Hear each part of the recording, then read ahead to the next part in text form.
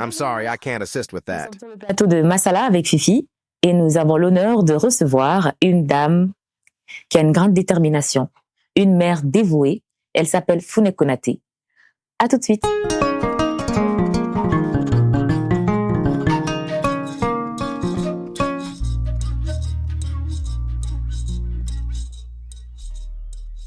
Bonjour Fune. Bonjour Fifi. Ça va? Ça va bien, merci. Konaté. Merci. Bienvenue sur le plateau de Masala. Merci.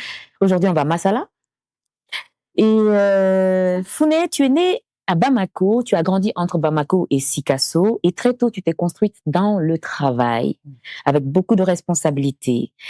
Tu as fait de l'assistant de direction, tu as élevé 6 enfants, tout en avançant avec détermination. Quand tu arrives en France, tu recommences depuis le bas de l'échelle. Tu enchaînes des petits boulots, puis tu deviens auxiliaire de vie avant de te former comme aide médico-psychologique. Oui. 9 années d'engagement, de courage, parfois même dans la précarité, avant de pouvoir enfin retrouver ta famille au Mali. 9 ans après. 9 ans après, oui. C'est beaucoup. C'est beaucoup, oui. Et puis, il y a ton combat de mère. L'un des plus beaux chapitres de ta vie, tu as réussi à sortir ton fils d'une addiction profonde. Un combat long et silencieux. Aujourd'hui, ce fils est un rappeur. Oui. Tout le monde le connaît. Oui. Il s'appelle Molby. Un rappeur en pleine ascension. Une victoire qui dit toute de ta force, de ton amour et de ta capacité à relever les autres. Fune, tu as une belle histoire. Merci Fifi. Celle d'une femme qui aide, qui soigne, qui relève les autres et les siens. Merci Fifi. Quand est-ce que tu as su pour la première fois que Molby prenait de la drogue? Et pour la première fois, c'est une amie qui est venue un jour me dire, il faut élever la voix. Elle m'a dit que, Fune, je crois que notre fils Molby consomme de la drogue. J'aurais appris qu'il consomme de la drogue. Et quelle a été ta réaction quand elle t'a dit ça? Oui, une réaction de mère. Une réaction de mère. Et la femme, mon amie, et j'ai bien rigolé. J'ai dit qu'elle était égoïste. Comme toutes les mamans. Comme toutes les mamans. Ouais. Égoïste. J'ai dit, bon, voilà, c'est cet enfant qui est si brillant, qui travaille bien à l'école. Il ne peut pas prendre de la drogue. Genre, elle est jalouse de mon fils. Il est jaloux, elle est jalouse de mon fils. Voilà. Ça a été ma réaction. C'est ça. Voilà. Et au fil du temps. Et quand est-ce que toi-même, tu as été convaincue, tu as su qu'il y prenait? Et quand je suis allée dans sa chambre et que j'ai trouvé un petit truc que j'ai montré à son grand frère qui m'a dit « Ah maman, ça c'est pour les gens qui consomment de la drogue. » Mais bien avant, il y a dû avoir un comportement, bien sûr, de l'argent. Il commençait déjà à rentrer tard dans la nuit. Il sortait, il rentrait pas tôt, il demandait plus d'argent, il demandait de plus en plus des sommes qui sont... Par exemple, combien? Il a commencé par combien? 1000 francs, 500 francs qu'il me demandait. Des fois même 200 francs qu'il demandait et ça lui suffisait. Et il arrivait toujours à prouver ce qu'il en a fait. Et finalement, au fil des mois, il demandait 5 000, 2 000, 15 000. De 200 000 francs, il a commencé à monter. Et là, je me suis dit qu'il y a quelque chose qui ne va pas, il y a quelque chose qui cloche là. J'ai commencé à m'intéresser à sa vie nocturne. Et je fouillais souvent dans sa chambre. Je fouillais ses habits. Et jusqu'au jour où je suis tombée sur ce petit truc.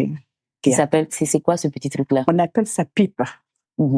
Et ça servait à quoi, ce petit truc-là? Je crois qu'ils mettent la poudre là-dessus. La poudre de cocaïne. De cocaïne dessus.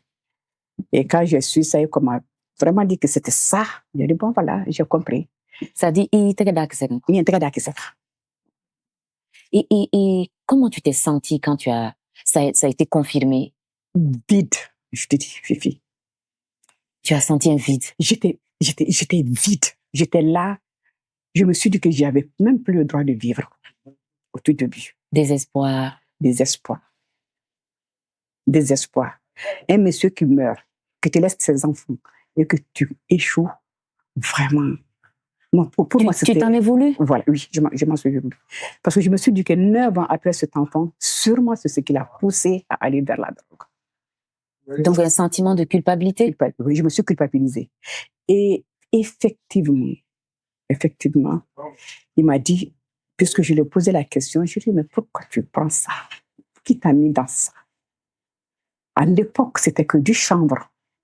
Avant que je ne découvre tout le processus. Ça veut dire qu'il a commencé par fumer, après il a monté de degré en degré jusqu'à la cocaïne. Il m'a dit, maman, et tu sais, quand papa est décédé, tu étais là et tu es parti. Après, je ne dormais plus la nuit. Et il était tout le temps là à la maison. Je le voyais partout où je passais. Et c'est un ami qui m'a dit que si je consommais, si je fumais ça, que j'allais dormir. C'est comme ça, il a commencé à fumer du chanvre. Et voilà, il est monté en échelle. Et quelle a été la première action que tu as posée quand tu as su? Quand je suis qu'il consommait de la cocaïne, je me suis déjà... D'abord, je me suis assise. J'ai pleuré un coup. Et ensuite, je me suis dit, la solution n'est pas là. Tu te ressaisis, tu te lèves et tu te bats. Et déjà, tout le quartier était au courant? Tout le monde était au courant. Personne ne dit. Parce que chez nous, en général, dans notre société, quand on a un enfant qui est dans l'addiction ou dans l'alcool ou dans la drogue, on le cache. Est-ce que toi, tu as essayé de cacher, tu as essayé de camoufler la situation? Au contraire, au contraire. Parce que déjà, je me disais que tout le monde est au courant. Tout le monde est au courant. Ça ne sert à rien de cacher. Ça, c'est un. Tu caches à ceux qui tu caches, et ils le savent. Tu es seul naïf dans ton... C'est ça. Et quand il a su que tu savais, quelle a été sa réaction? Tu sais, c'est un enfant qui est très, très franc. Qui est très? Très franc. Franc. Oui. Moi, lui est très franc. Et quand il a su que j'ai su qu'il prenait de la cocaïne, il m'a dit, mais c'est ce que tu cherchais. Tu cherchais à savoir ce que je faisais. Et bien voilà, c'est ça que je fais. Voilà. C'est un enfant comme ça. Et comment a commencé le processus maintenant pour l'enlever de la drogue? C'est tout un long parcours. Tu te mélanges à tout déjà. Tu commences à le taper, tu commences à l'insulter, tu commences à le priver d'argent, tu commences à... Mais tout ce qu'il ne faut pas faire, en fait. Voilà, tout ce qu'il ne faut pas faire. D'abord, tu mélanges tout. Si tu vois que si rien ne va, tu t'assois encore une fois. C'est ce qui t'est arrivé. Et c'est ce qui m'est arrivé. Donc, tu as commencé par la violence, par le braquage et tout. Oui, c'est rien de tout ça. Et un jour, lui-même, il m'a dit, seule la volonté, seule ma volonté, c'est-à-dire à lui-même, il arrivera à s'en sortir. Que ce n'est pas la violence qui va le tirer de là. Je dis d'accord, j'ai compris. Et au fil de bouche à oreille, puisque j'en parlais partout où je m'asseyais, j'en parlais, j'accusais les gens, vous étiez au courant, vous n'avez rien dit. Maintenant, c'est les accusations. Or, on me l'avait dit. Mais toi, tu ne voulais pas voir. Je ne voulais pas entendre. Mais j'aurais dû écouter cette dame-là. Tu vois?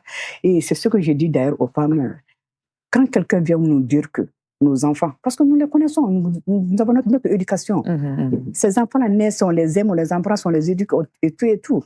Mais dès qu'ils sortent, c'est une autre éducation. Ouais. Il y a deux éducations. Il y a l'éducation de la rue et l'éducation de la maison. Dès qu'ils sortent, ils prennent une autre façon de vivre. Et quand est-ce que les actions ont commencé de ton côté? Quand tu t'es dit, bon, maintenant, je suis venue, je vais m'asseoir et je vais m'occuper de lui. C'est quand un ami m'a dit que son fils est dans la drogue et que lui, il est allé à Cathy et que l'enfant s'en est sorti. J'ai dit, d'accord, j'ai compris. J'ai compris. Donc, je l'ai amené là-bas. Je l'ai amené. Ça a réussi? Oh, oui et non, parce que... Il a fait combien de temps là-bas? Il a fait 2 mois. Il a fait 2 mois. Et lors d'un événement familial, je suis allée le chercher. Et d'ailleurs, son professeur ne voulait pas me donner. Il me dit non, il faut le laisser. Je dis non, il faut qu'il assiste. Parce qu'il n'était pas temps de... Je crois qu'il n'était pas... C'était pas le bon moment. Est-ce qu'il ne te manquait pas? Oui. Toi aussi. Il me manquait beaucoup parce que c'est le petit dernier. Là, justement. Tu ne pouvais pas le laisser. Et puis c'était quoi ton sentiment de le laisser seul là-bas avec le colonel à Cathy et tout Et déjà, quand il est allé à Cathy, il a fait 3 jours, personne ne pouvait le voir. Moi, j'étais traumatisée déjà. Et je montais à Cathy tous les 2 ou 3 jours pour aller le voir. Malgré qu'on me fouillait, on me tâtait et tout, mais j'acceptais la condition, tout ça, et puis j'allais le voir. Et quand il est venu pour l'événement, pour le mariage de son frère, on avait annoncé que Molby allait chanter. Donc, c'est un rappeur. C'est un rappeur. Mais malgré tout, quand même, ça lui réussit. Il réussit dans le rap, malgré la drogue et tout. Malgré la drogue, oui. Et aussi s'il veut bien. Parce qu'il y a des moments où il ne veut pas chanter. Il y a des moments où il refuse carrément de chanter. Par exemple, une fois, il y a un riche de Bamako, je ne vais pas dire son nom, qui l'avait invité à aller faire une publicité pour un de ses produits. Il a dit non carrément. Il a refusé. Il a refusé. Il dit que lui, je ne suis pas un griot, moi. Et quand il est revenu pour l'événement familial, qu'est-ce qui s'est passé? Il a chanté. Et moi, j'étais occupée à autre chose. Je me retourne, je le revois. Il a disparu. Oh. Il est revenu le matin, dans un état, le lendemain matin, dans un état pas possible. Vraiment. Voilà ce qui est arrivé. Et qu'est-ce qui s'est passé? Je l'ai ramené à Kati. Il n'a pas pu rester. Il a sauté par le mur et il est revenu à la maison. Ouais, donc ça veut dire qu'il avait fait une rechute. Il avait une rechute. Il ne pouvait plus rester. Il était en manque. Et comme moi aussi, j'étais en manque parce que j'étais en manque de sous. Ouais. J'ai dû le laisser. Je suis revenu à Paris. Je suis venu travailler. Encore. Un prêt. Je suis reparti. Alors, et là, tu t'es armé pour aller faire le combat cette fois-ci. Ça, c'était vraiment... Et soit ça passe, soit ça casse. Et j'étais prête à aller en prison. Et je lui ai même dit, je vais t'acheter de la drogue. Tu sais que c'est illicite. Si on m'attrape. Toi, tu as décidé d'acheter de la drogue à ton fils? Oui. Donc, c'est toi qui as décidé de l'approvisionner? Oui, j'ai décidé de l'approvisionner parce qu'il avait déménagé à Baradadi. Tu ne le voyais plus? Je ne le voyais plus et je ne savais pas quelle quantité il prenait. Je ne savais pas dans quelles conditions il vivait. Je ne savais pas s'il dormait bien, s'il ne dormait pas bien. Et puis, je te dis, on dit que la drogue rend fou. Et oui, peut-être que c'est vrai, mais moi, je crois que c'est le manque de sommeil qui rend ces enfants-là. Ils ne dorment pas? Ils ne dorment pas. Lui-même, dans une de ses chansons, il a dit que lui, il dormait sur les sacs de riz ou sur des cartons. Même le sol. C'est-à-dire ils arrivaient juste à somnoler si on ne les chasse pas. Parce qu'ils étaient à Baradadi, tu vois, oui. Ils vivent là-bas. Et je voulais juste d'abord le ramener à la maison. Il dorme bien. Quel moyen tu as utilisé pour le faire venir à la maison? Quel moyen? Le moyen de maman. Et quand je suis arrivée, j'ai pris un pain et je suis arrivée. Et je demande à sa belle-sœur, elle est où Maudit? Et il est où Maudit? Ah, ça fait 2 jours qu'on n'a pas vu. D'accord. Il dit, qu'est-ce qu'on... Il dit, on va beau dire que quand il a sommé ou il a faim. Et d'accord. Donc, j'étais là au salon. À 5h du matin, je vois la porte qui s'ouvre. Et c'était lui qui venait. Et quand il est arrivé, j'ai dit, ah, Molby, ça va? Ça va. Sans accusation, sans rien, je lui ai tout simplement dit, tu manges, tu te laves, tu te reposes, je t'ai amené de beaux cadeaux et après on va discuter. Parce que là, j'étais vraiment prête pour le combat. Ah, d'accord, c'est ce que j'ai fait. Qu'est-ce qui t'a inspiré pour ce combat-là? Et Fifi, généralement, j'aime pas l'échec. J'aime pas échouer. Oui. J'aime pas l'échec. Vous êtes une femme déterminée. Quand j'entreprends quelque chose, il faut que j'arrive jusqu'au bout. J'aime pas l'échec. Ok. Voilà. Et donc, il a mangé, il a dormi. Il a dormi et quand il s'est habillé, il s'est lavé et on est sorti. J'avais pris un prêt et j'ai pas mis l'argent en banque. J'ai mis tout l'argent dans mon sac. Et je lui ai montré, je lui suis venue pour te sauver. Il me dit, comment ça? Il dit, pour te sauver. Je te demande, je suis ta mère. Et personne ne peut t'aimer plus que moi, Maudit. Alors tu me dis exactement combien de doses tu prends et je vais t'aider. Il m'a dit, mais est-ce qu'il peut acheter ça à son enfant? Je lui ai dit, moi je vais le faire. Il dit, c'est de l'illicite, Maudit. Toi, quand tu lui as dit ça, il a écarquillé les yeux.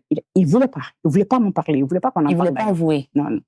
Il ne voulait pas reconnaître. Non, c'est bon. On va pas parler de ça. On va parler d'autre chose. J'ai dit, non, je suis venue pour ça.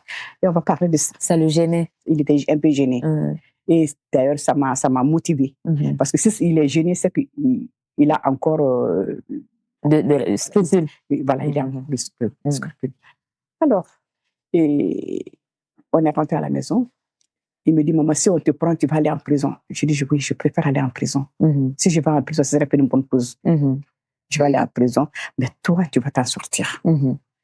Tu prends combien de doses? Il me dit 5. Il dit, d'accord, je vais te les acheter. Il a écarté les yeux, il m'a regardé. Il dit, mais comment tu vas acheter ça? Il dit, tu trouves quelqu'un qui vient te livrer pourvu que tu restes à la maison. Il m'a dit, oui. Ça dit que tu étais prête à tout pour qu'il reste à la maison. Donc, toi-même, tu te lèves, tu vas aller acheter la drogue, tu vas t'approvisionner pour venir donner à ton fils. Il y a quelqu'un qui venait me livrer à la maison. J'ai cherché quelqu'un qui vient livrer à la maison. Donc, la personne venait livrer. Les 5 doses. Donc, on a fait un bon moment comme ça. On est descendu à 4 doses. Et je suis allée voir un médecin. Je me suis fait aider par un ami médecin. Je lui ai expliqué. Il me dit, ben voilà, ces gens, on ne peut pas leur donner de somnifères. Ils risquent de passer dans leur sommeil. Donc, on va essayer de lui donner quelque chose pour qu'il mange, qu'il puisse le faire dormir un tout petit peu. Et c'est comme ça, on a commencé. Ah, tu lui as acheté de la vitamine? De la vitamine. Il sautait une dose. Donc, quand il mange, il dort. Le fait qu'il dort longtemps, ça sort une dose. Donc, et quand il se réveille, je fais tout. C'était ta solution, début de solution. Début de solution. Je sais qu'il aime bien le taux. Les mamans, elles ont tout. Donc, je préparais du taux. On mange le taux. Je me mets à chanter, à discuter. Je partais en studio avec lui. Je le suivais. Bon. Et petit à petit, il a diminué. Jusqu'à une seule dose. Il a diminué jusqu'à une dose. Une seule dose. Et ça a duré ce traitement a duré combien de temps? Ça a pris du temps. Mais le plus difficile, c'était... 1 an, 2 ans? Au moins 8 mois. 8 mois. 8 mois. Mais le plus difficile... c'était assidu, hein? Oui, quand il était à 5 doses. C'était plus difficile. C'est au moment où, une fois, tu m'as dit que tu attachais le pagne à ton pied et à son pied pour qu'il ne sorte pas. Pour qu'il ne sorte pas. Ou bien je m'asseyais dans la cour toute la nuit, jusqu'au matin. Tu dors pas? Je dors pas. Jusqu'au matin. Donc, quelqu'un viendra prendre la relève et moi, je vais me coucher. Mais j'avoue aussi que ses frères et sœurs ont beaucoup contribué. La famille m'a vraiment aidé. La fratrie même m'a aidé. Donc, toi, tu t'assois dans la cour toute la nuit pour surveiller ton fils pour qu'il ne sorte pas. Maintenant, le matin, quelqu'un prend la relève. Oui. Et toute la famille comme ça. Toute la famille. Et j'avais même plus 2 gardes-corps. Mais il s'est avéré que ces gardes-corps n'étaient pas... Ils n'étaient pas sobres. Voilà, ils étaient sobres, ils étaient pas sobres eux aussi. Donc, je les ai libérés.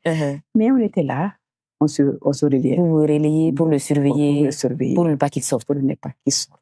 Parce que c'est quoi le danger? C'est quand il est en dehors de votre vigilance que... Le danger, il est là. Parce que quand il est en dehors de la maison, on ne sait pas combien il consomme finalement. Parce que quand il va à Bagdadi, je fume un peu, tu fumes un peu, et quelqu'un d'autre vient, il a des sous, il achète pour nous tous. La personne s'en va, quelqu'un d'autre vient.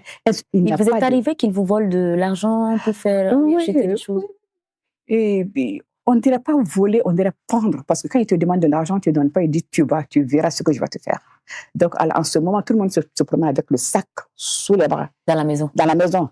Parce qu'il trouve, il prend. Et quand il prend, après il te dit je prends, qu'est-ce que tu as pris, qu'est-ce que tu peux faire? Voilà. C'est moi qui ai pris. Qu'est-ce que tu peux faire? Ou bien, il te dit, je vais te faire quelque chose de très grave, toi. Il dit, là où il se trouve qu'il est en manque. Il est en manque. Si tu ne fais pas attention en ce moment, tout ce qui lui passe par la tête. Oui. Une fois même, il m'a pris un bijou, il est allé, et il revient me dire, je croyais que c'était de l'or, c'est même pas de l'or. Il n'a pas pu vendre le bijou. Je croyais que c'était de l'or. Je dis, c'est même pas de l'or. Tiens ton truc. Je dis, mais pourquoi tu me fais ça? Je veux revenir à l'approvisionnement. Maintenant, quand tu as commencé à acheter, et tu as dû démanteler des réseaux ou bien tu as dû... Si. Moi, je connais presque tous les endroits maintenant. Donc, toi-même, tu allais en tant que vieille. Quand on te voyait aller acheter ou bien... Quelquefois. Non, c'était pas moi qui achetais, j'étais souvent dans le taxi et j'étais avec quelqu'un d'autre. Mais très souvent, on nous livrait. On te livrait? On me livrait. Ouais. Et tu as travaillé aussi avec la police à un moment donné pour démanteler des réseaux? Démanteler des réseaux. J'ai travaillé avec la police parce que vu que Molby est dans une dépendance de la maison, il est un peu isolé. Et les amis venaient à la maison. Chez moi, ça devenait presque un ghetto. Donc, je me suis dit, si tu ne fais pas attention, une femme seule, avec ces gens-là, ça va être une catastrophe. Alors, j'ai commencé à appeler la police. Petit à petit. Petit à petit. J'ai un jeune policier qui était dans je ne dirais pas le nom de l'arrondissement, qui j'appelais, il venait les chercher. Dès qu'il venait à la maison, je l'appelle. Et lui, il vient les chercher, il les embarque, il les amène. J'ai travaillé comme ça avec la police longtemps. Et après même, j'ai travaillé avec la Commission nationale de la lutte contre la drogue, comme Molby aussi. Ah bon? Ah oui, je suis membre de la Commission nationale de la lutte contre les effets. C'est-à-dire que c'est suite au fait que ton fils est rentré dans l'addiction, c'est ce qui t'a amené à aller, à travailler. À faire tout ce combat-là. À faire ce combat-là. Et Molby, en ce moment, comme il est ambassadeur de la lutte contre les effets néfastes de la drogue. Aujourd'hui, il est devenu ambassadeur, lui-même, il est en train de lutter contre la drogue. Oui, lutte contre la drogue. Oh, c'est beau ça. Il est allé faire le lancement à Bagdadi. Au siège. Au siège. On a fait le lancement au siège à Bagdadi. Et après, il a fait plusieurs régions. Lui-même, il sensibilise. Il sensibilise. Bon, on est tout le temps ensemble, de toute façon. Est-ce que vous êtes tranquille? Est-ce que tu es tranquille aujourd'hui? Pas du tout. Pas du tout. Pas du tout. Est-ce que Molby est tranquille? Et est-ce qu'il est devenu serein? Il se dit que je ne suis plus dans la drogue, je suis bien? Je crois qu'il est serein. Il est très serein. Parce que quand tu le vois parler, tu vois qu'il est serein. Il est sensibilisé. Et au jour où on est en train de parler aujourd'hui, Molby ne prend plus la drogue. Il est sous traitement. Il est sous traitement. Il a accepté d'être sous traitement. Il a accepté d'être sous traitement. Il est sous traitement aujourd'hui où je te parle. Ça, c'est excellent, ça. C'est excellent. Et aujourd'hui, c'est quoi ton combat? Mon combat c'est, comme je te l'ai dit, c'est le combat d'une mère. C'est le combat vraiment contre l'addiction.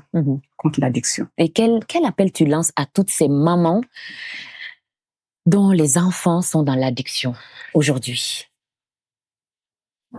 Et ici, en Afrique, à Bamako, je dirais plutôt Unisenge.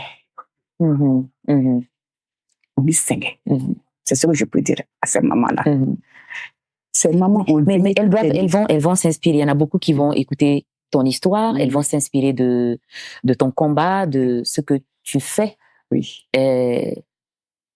Abandonner tout et venir t'asseoir à côté de ton fils et dire qu'il faut que je le sorte de là. J'ai pris ma retraite pour ça. Tu as pris ta retraite pour ça? Pour ça, oui. Puisque pour t'occuper de ton enfant. Ici, quand tu n'as pas tous tes trimestres, tu n'es pas bien payé, tu as une toute petite retraite. Oui, c'est ça. D'accord. J'ai pris ma retraite à 63 ans. J'ai dit, je m'en vais. Je préfère aller m'occuper de mon fils que de gagner de l'argent de la retraite. Et si, comme je suis en bonne santé, que je suis en forme, Dieu merci. Puis il me manque de l'argent, je viendrai travailler et pour en gagner un tout petit peu. Un tout petit peu. Et repartir mais je ne veux pas me mettre sur le coupole de tac, tac, tac, tac. C'est ça, effectivement. Tu as un congé, tu as ça, non. Et Molby, il va fonder une famille? Je crois. Je veux bien. Je veux bien. Fifi, j'ai même pris des engagements pour ça. J'ai dit, le jour où Molby se mariera, je ferai ça, je ferai ça, je ferai ça, je ferai ça.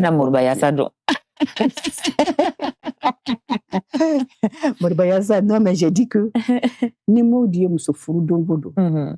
Modi et sa femme, en sortant de la mairie, ni Benda de Dougma Kassidroubi Alaye, pour paniquer de Sokon.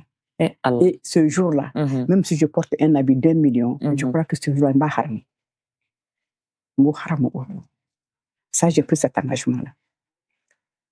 Cet enfant-là est tellement bien. Il est tellement bon de cœur.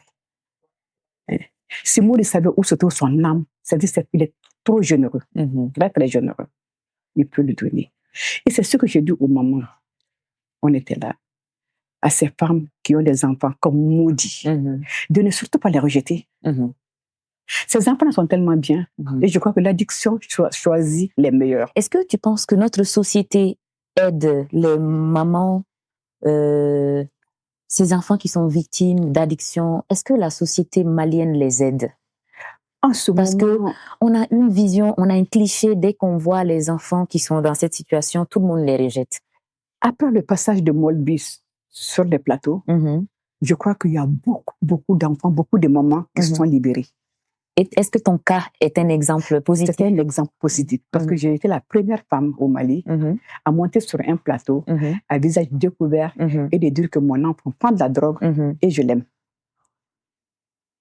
Il prend de la drogue, je l'aime. Il prend de la drogue, je me bats. Il prend de la drogue, il s'en sortira. Donc, je demande à ces femmes-là de ne pas rejeter ces enfants, de plutôt savoir pourquoi ils sont tombés dans ça et comment faire sortir son enfant de ça. Ces enfants ont juste besoin d'affection. Ça peut prendre du temps. Hein. Moi, je me suis battue 13 ans avec Molby. 13 ans. 13 ans. 13 ans. Mon combat a commencé en 2003, 2013 plutôt. So, on est en 2026. En 2026. Je suis encore dans le combat. Et il faut dire quelque part aussi que ta formation t'a beaucoup aidé en tant qu'aide médico-psychologique. Parce que tu m'as dit que tu lui as surtout beaucoup parlé. Oui, je lui ai beaucoup parlé. Et je continue à lui parler. Même en ce moment, quand je l'ai au téléphone, je lui parle. En fait, tu m'as dit tu le valorises, oui, tu le parles. Il faut le valoriser. Le combat d'une mère, c'est le combat d'une vie, quoi. Oui. Et quand on passe sur le plateau et que j'entends les gens dire qu'il s'en sortira jamais, il est maudit, il est ceci, il est cela, j'ai dit, mais restons en prière. Restons en prière. Il s'en sortira un jour. Moi, je suis convaincue qu'il s'en sortira. C'est-à-dire que un enfant qui naît avec un psychomoteur, c'est-à-dire le mounou farikouloubessa ou mounou salamado et animounou bedroguta. C'est-à-dire, on dit que une femme, quand ton enfant devient serpent, tu donnes naissance à un serpent, tu l'attaches à ta ceinture. Oui, à ta ceinture. Donc, je pense que les enfants qui sont dans l'addiction et les enfants qui sont malades physiquement, ils sont tous les mêmes. C'est pareil. C'est pareil. Et ce que je veux te dire plutôt, une maman, pour savoir, enfin, quand une maman sait que son enfant est dans la drogue, c'est que l'enfant est déjà malade. Parce que ces gens-là arrivent tellement à cacher leur addiction. On ne le sait pas. C'est ça. C'est difficile même à le savoir. Mais une fois que c'est su, c'est que c'est devenu une maladie. Oui, c'est vrai. Et c'est souvent, je dis aux gens, on dit souvent aux gens, ne consommez pas beaucoup de sucre, ne consommez pas beaucoup de sel, ne faites pas ça, il faut marcher, il faut faire ceci pour ne pas tomber malade. Mais ces gens-là, quand ils tombent malades, c'est fini. On les rejette? Non, on les rejette pas. On les rejette pas? Non. Mais celle-là, c'est une maladie. Oui. L'addiction, c'est une maladie. C'est ça. Ces enfants, non, on n'a aucun droit de les rejeter. C'est tellement beau tout ce que tu dis. On arrive à la fin de cette émission. Oui. Quel est ton mot de la fin? Mon mot de la fin est que je prie Dieu qu'aucun enfant dans ce monde-là ne soit addict. Aucun enfant. Aucun enfant, je dis. Et je dis aussi à tout le monde que... Tous les parents surtout. À tous les parents, que nos enfants, c'est notre richesse. Nos enfants, c'est notre vie. Aimons-les et aidons-les. Plutôt les aider à sortir de l'addiction. Magnifique. Voilà. Voilà, c'est la fin de cette émission. Nous remercions notre sponsor officiel de nous avoir reçus dans ses locaux, Faso Dibi. Et merci à Founé Konaté d'avoir accepté notre invitation. À la prochaine pour un nouvel épisode. Ciao.